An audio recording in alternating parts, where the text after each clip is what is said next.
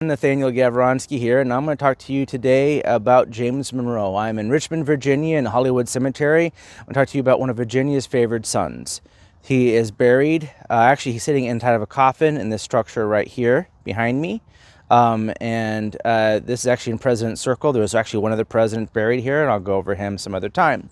So James Monroe, he was born on April 28th, 1758. He was around for a long time, so this video is going to be kind of a short history of who he was, his policies, what he did, and his legacy, unless you want this video to be 2 hours long. He was born in Westmoreland County, Virginia, and he grew up on the family farm called Monroe Hill or Monroe Creek. The names kind of changed based on the sources that I was reading. He was taught basic arithmetic, reading and writing, and Latin by his parents, but as he got older, he attended the Campbell Academy. Now, the Campbell Academy is where he would meet his future long-term friend, John Marshall. While at the academy, he continued his studies and learning, Greek, French, and he learned a lot about history. But by the time he was 16, both his mother and father had passed on, and he was an orphan and in charge of the family farm. His maternal uncle, Joseph Jones, stepped in to make sure the family was going to be taken care of.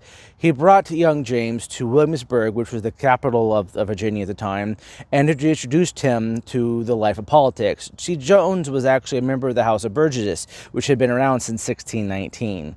It was at this point is when he actually first met George Washington, Thomas Jefferson, Patrick Henry, and he met all the other great voices in Virginia. They were all part of the Houses of Burgesses at this time. Now, Jones also arranged for young Monroe to actually attend the College of William and Mary, which is actually basically part of the Williamsburg city. It's just literally right there on the edge of town. And this is where he would study. This is actually where he would roommate with a gentleman by the name of John Mercer. Now, here's a couple of interesting things. The Revolutionary War basically starts on the 19th of April, 1775. This is where the Battle of Concord and Lexington take place up in Massachusetts. Because, see, the royal governor of Massachusetts ordered all the stockpiles of gunpowder, guns, and ammunition to be taken away and hidden from the colonists. Well, they got up and said, no, you can't take our guns. The very next day, on April 20th of 1775, Governor Dunmore of the Virginia colony made the same order. Well, the people of Williamsburg, Virginia, and many of the students at William and Mary, including Monroe, marched on to the governor's palace, which is literally just down the street, and said, you can't do this, we're not going to let you. And this actually would coincide with a chain of events that would actually see Dunmore pushed out of Virginia and actually reside on a ship offshore later that summer.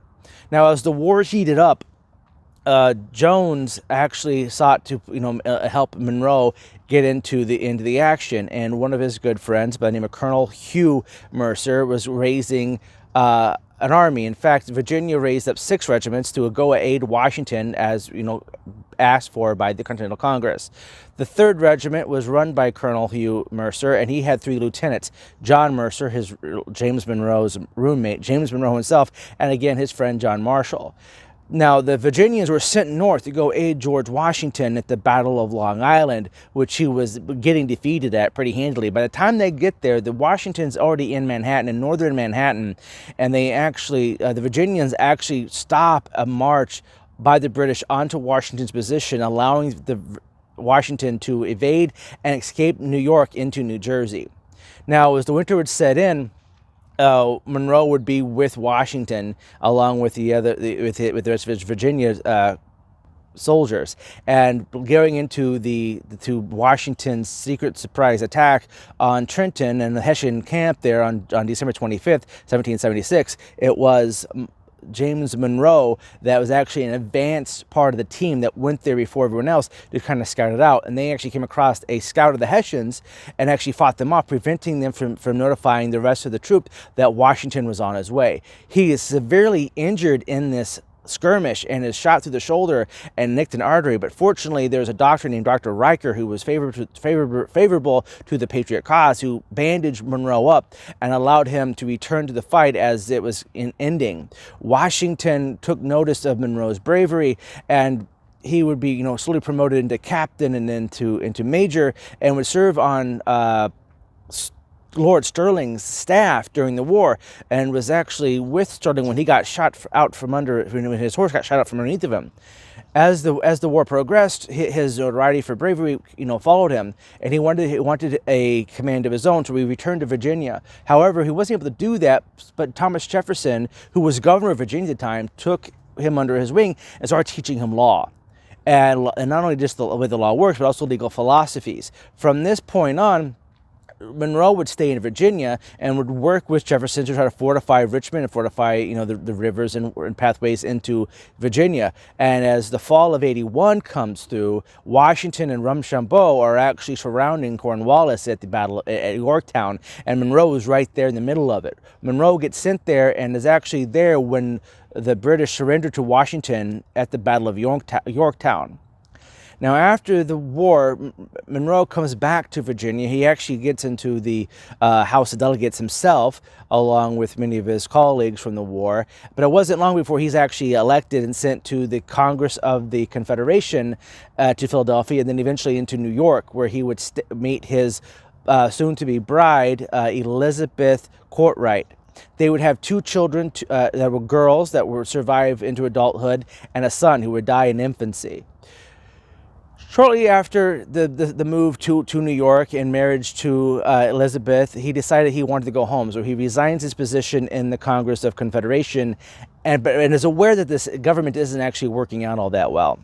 And actually returns to Virginia, actually rejoins the House of Delegates in Richmond, and keeps a close eye on what's going on in the Articles of Confederation. Now, in this time, Jefferson had actually introduced him to Madison, and Madison and Monroe had become good friends.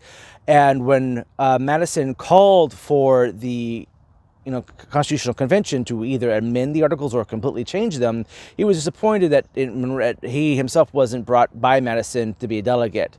But he concentrated on being, in the House of Delegates in Virginia.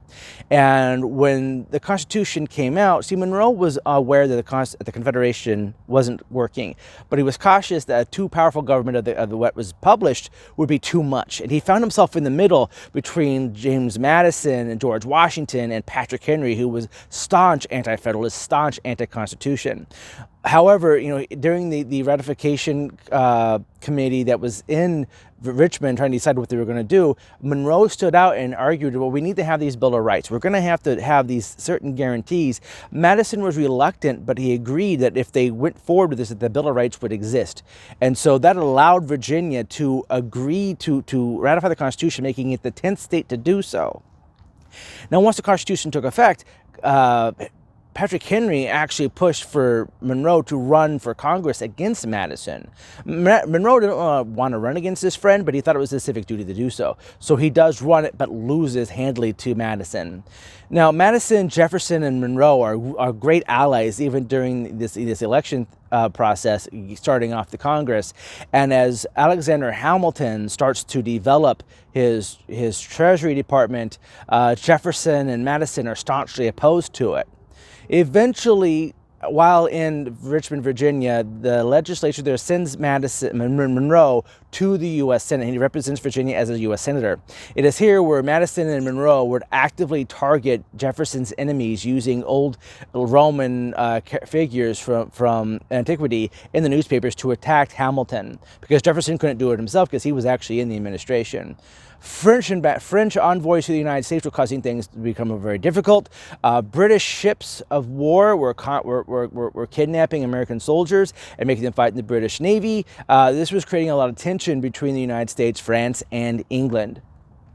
So Washington actually has his Secretary of State send Monroe to France as the minister to France. At the same time, John Jay is sent to England to try to work out the kidnapping of American soldiers. Now, the negotiations going, left hand and right hand, they weren't really talking to each other about what each side was doing. And the agreements that came down with John Jay and the treaty that was done by John Jay actually alienated the French, but Monroe wasn't aware of what was going on until it was, a long time after it was signed. The French French took insult to this and actually said that the United States had invalidated the alliance from 1787. Monroe pushed and said, no, we're still good friends of the United States and French. We should be friends. But this actually tarnished his reputation back home for being too friendly to the French, because there had been some animosity with some of the French delegates and French ambassadors that had come to the United States.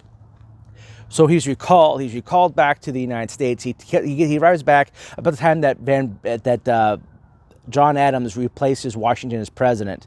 Now, he has lost some of his clout with Jefferson and Madison and is concentrating on trying to rebuild those relationships. In the late 1790s, he actually writes a book explaining his position in France and why he did what he did. And he actually blamed the Washington administration on part of the problems. Washington was furious about this, but he never said anything publicly, but he did mark many things in Monroe's book that he thought were absolutely false. But Monroe does continue to work in the House of Delegates in Virginia. He strives to, and he does repair his relationships with Jefferson and Madison, and he decides, he's going to run for governor and hope to mend his ties with Washington. He runs for governor and getting elected, and he is set to take position in Richmond on December 15th, 1799. However, Washington dies the day before on the 14th, and Washington and Monroe were never able to actually mend their ties. As governor, he serves 3 terms in this stint of governor, and he doesn't really have a lot of power. He just has control over the military basically, and he governs with a council that he has to share power with. So he actually stockpiles weapons and munitions and tries to build up the Virginia military and fortifies the James River. By his 3rd term, he's working on trying to do better public schools and public infrastructure, but the legislature doesn't have any money to continue doing this, so he's reluctantly not able to fulfill any of his goals as governor. Now, he does support Jefferson's run for president, and when Jefferson becomes president, he actually seeks out Monroe's help in 1803 and sends him to France to try to help negotiate the purchase of the city of New Orleans, but the city of New Orleans only. Now, when he gets to France, he is also instructed by Madison to try to negotiate territorial disputes with both the Spanish and to deal with leftover problems with the British as far as the American sailors being kidnapped. Now, when he gets to France, he is actually notified by a British bank that they are willing to finance the purchases that the United States intends to do with the French. So when he gets there, Napoleon, who knows that the war is coming with France, and England, tells his negotiators that he wants the whole thing sold. He wants all of Louisiana, not just New Orleans. And so it comes down to being about $15 million, roughly 3 cents an acre. And when Monroe states, by the way, I have a banker in London ready to finance this thing, the deal was done. In fact, Jefferson was completely unaware of the fact that it was going to go not only for New Orleans, but for all of Louisiana. And Congress wasn't notified about this at all until it showed up on their door and said, oh, by the way, this has been done. Overnight, the United States expands its territory by doubling. And this is done by a president who says that the federal government should have the limited amount of power as possible. And now they just took a $15 million loan out from a bank in the capital of their former, mother country, England, their former enemy. And so this doesn't go over all that smoothly initially, but it does work out, obviously. Now, he tries to work with the British on some deals with, quit trying to steal our soldiers. That didn't work out. He tries to go negotiate, disputes with Spain. That doesn't work out. So he just says, you know what, I got to get out of here. He comes back to the United States. He tries to figure out what he's going to do. He returns back to the House of Delegates. And then he becomes governor of Virginia again, but only for a very, very short time. Only, a couple months after he's elected, Madison, who is now president at the time, says, I need you to come up to Washington. I need you to be my Secretary of State. Now, Monroe takes this duty very, very seriously. He does a quick, temporary stint as Secretary of State and Secretary of War, but then relinquishes the power of the War Department back to the other person. But he keeps coming across, this tension, and the tension is building between the United States and Great Britain. And it seems that the only way to get through this is to war, because negotiations clearly hasn't worked out, and war is diplomacy by just a different means, honestly. And it came down to the 18th of June of 1812 that war was declared against Great Britain. The Americans tried to take a good chunk of Canada, but was repelled and pushed back out of the town of York after they burnt it down, and Toronto, which is now Toronto, and Ontario and Quebec, they were forced back down south. And then they came back down south. The war really wasn't going all that well on land. But the USS Constitution, which was a naval ship, had actually started defeating and sinking whole flotillas of British warships on its own, and old Ironside. And these victories and the turn on the war started to help Madison in his re-election bid. And Madison actually won his re-election in 1812. The war still doesn't go all that well, and Monroe is hearing about these rumors about attacks on Washington. He tries to warn the government, the people at power, dismiss it. Say, that's no big deal. They ain't coming. They ain't going to come here. They're not going to come here. Well, the British did come. In fact, Madison got enough of a head notice because the small amount of army soldiers that were there defending the capital were routed, even though they created more casualties on the British side than the Americans took. They weren't able to defend the capital. Madison that got everyone out of the Capitol and got the White House cleared out from all of its precious internal memorabilia from the Revolution and George Washington's portrait. And the Capitol was basically evacuated when the British came in. However, Monroe was in town. Monroe was there when the British came in 1814 and ransacked the place and burnt it down. He was a witness to all of it. Now, after Washington fell, he actually was sent up to Baltimore to help bolster the defenses of Baltimore. He was actually successful in this, and Baltimore actually repelled the British onslaught, and the war started making a turn back towards the American side. Now, they were negotiating in Europe about what they were going to do because the British had actually, kind of run out of steam. Napoleon had been defeated, but they didn't have the ability to bring all their soldiers back over to America. And the Americans wanted to go back to the status quo, what it was before the war even started, like it never happened. As these negotiations were taking place, it was brought up to Monroe's attention that the British were going to attack New Orleans. Now, this time, now as the Secretary of War, since Madison had him take both duties on state and war, Monroe was in charge. And Monroe sent Andrew Jackson down to New Orleans to defend the place. Now, even though that there had been an agreement made in Europe, that news hadn't reached America yet, and the attack on New Orleans took place, and Jackson won with very little American casualties. This solidified the victory and the peace between England and the United States, returning things back to the way they were. This made Monroe very, very popular, as he was seen as being very successful in this. He actually was the favorite for the presidency after Madison, retired. And so in the 1816 election, Monroe wins. He wins by a landslide, and he tours. Since the Washington is actually still damaged, he travels around the country, kind of reliving his glory days in the Revolution. And Boston newspapers start saying that this is a tour, of good feelings, and this good feelings is associated with this entirety of his presidency. While he's in Boston touring New York, he comes back. He returns back to August of 1817. In October of 1817, and actually takes residency back in the White House. It's still not completely constructed yet, but they are rebuilding it. And he starts to actually build other office buildings around D.C. that would house many of his different departments. He strived on actually trying to reunite the country that had been kind of being separated because of the tiffs between the anti-Federalists and the Federalists, and the split between Washington and Jefferson. And he was trying to rebuild New England and the South's relationship together. That's why he was doing these tours. While he was as president, there's a couple things that happened.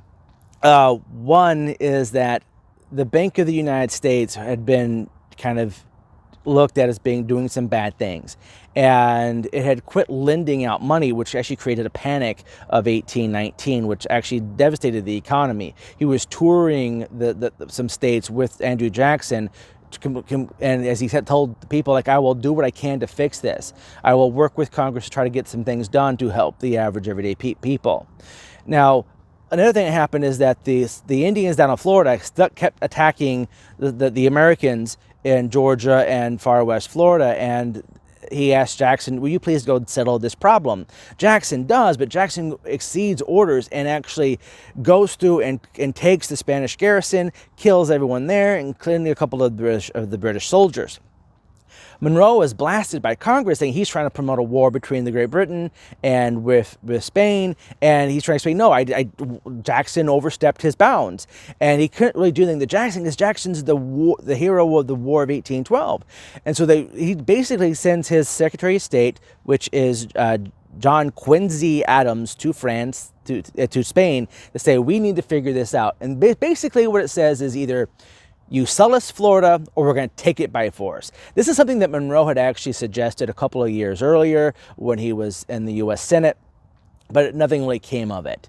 So at this point, he's saying either you give us Florida or we're going to take it. And so a negotiation was done where Florida was ceded to the United States, and now you have the expansion westward. Now, the expansion westward was a problem because, see, this whole time, there's been a balance in the Senate between free and slave state. 2 senators from each state, so there's a balance of a number of senators from both sides in the Senate. The House was far to the south. The House was definitely within the realm of the southern states, but the Senate was the balance, and you couldn't pass a bill without the Senate and the House both agreeing. But as we expanded westward, we started dealing with problems of expansion and where could slavery go and where could it not.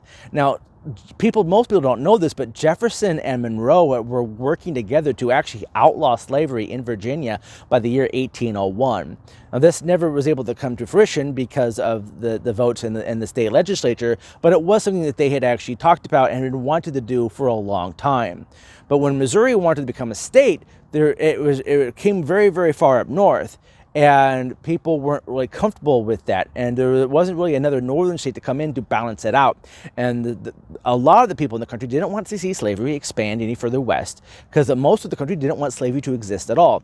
Yes, even many people in the South actually didn't favor slavery because it hurt their ability to have a job. The Democrats, Jackson's Democrats, actually were a party that favored the non-gentry, the non-land-owning white people who didn't have access to being able to have a slave or to have all this wealth, and they were kind of pushing that we need to do stuff for these people, and that's kind of where the big split between the Jeffersonian Republican Democrats and then the Democratic Party formed, and then the remainder became the Whigs. A little bit of context here. So there was a problem about moving forward out to the west.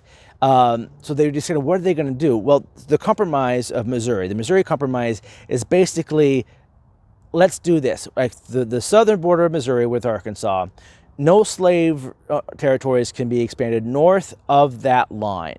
Further out west, which, Texas wasn't a thing yet, it was still part of Spain, and so that wasn't even part of the negotiations, is that slavery couldn't go any further north than the southern border of Missouri with Arkansas. That compromise was, the the Compromise of 1820. Maine came in, Missouri came in 1821, and it was fine. It had the powder keg hadn't quite exploded yet, but the tension was getting thick. Okay, so as we're dealing with this, also Monroe's got a problem with the fact that a lot of these southern, Central and South American, peoples are actually throwing off their colonial, masters. The same with the United States did, a couple of years earlier, a couple decades earlier, and Monroe was worried that the British, the French, and the Spanish would keep trying to mingle in ordeals here, and actually created what they called the Monroe Doctrine, saying you can't come over here anymore. This is our sphere of influence. Now, the United States didn't really have a navy and didn't really have the means to actually enforce this, but it was the United States trying to exert itself as a global power in the West, and the only power in the Western Hemisphere. Now, there were a couple of meetings that took place in the South that America missed. The British did have to make some treaties and negotiations down there, but eventually the United States over time would become the dominant power in all of the Americas. And the legacy of the Monroe Doctrine would play out again with JFK in the 1862 Cuban Missile Crisis, where he quoted that the Monroe Doctrine effectively banned European powers from settling or colonizing anything in the Western Hemisphere, which included Cuba, even though it was a communist state and the enemy of the United States, and Kennedy just tried to invade it a year earlier. So we kind of have the legacy of Monroe with his Monroe Doctrine. Another thing he tried to do while he was president is that there was a private organization, because he didn't have the power as the president to buy property over in Africa, but a private group with, the blessings of the United States, to try to buy land in Africa and to start moving some of the slaves back to Africa, because there was a big push to end slavery. They wanted slavery as an institution to end in the United States, so they were pushing it, trying to get a colony in Africa so these slaves could return home. They created the country of Liberia. The capital was Monrovia. It's the only foreign capital named after a U.S. president, and that's Liberia and Monrovia. After his presidency, his second term, he basically ran unopposed. He had no one really challenging him at all. His second term kind of went through pretty smoothly, except for the Monroe Doctrine and the problem with the European colonists trying to control South America and Central America. But when he was going to leave office, there wasn't a clear person who was going to win. You had Andrew Jackson, who was now a firm, separate party of the Democrats. And you had, John Quincy Adams, that were kind of fighting. And see, Jackson won the Electoral College vote, but he didn't get enough. He didn't make it past the threshold. And so Jackson and Monroe, along with a few other people, actually had to go to the House of Representatives to have the House of Representatives determine who was going to vote. Now, this was seen as being one of the crookedest votes and crookedest ways of electing the president, but it was constitutional, even though Jackson said it wasn't.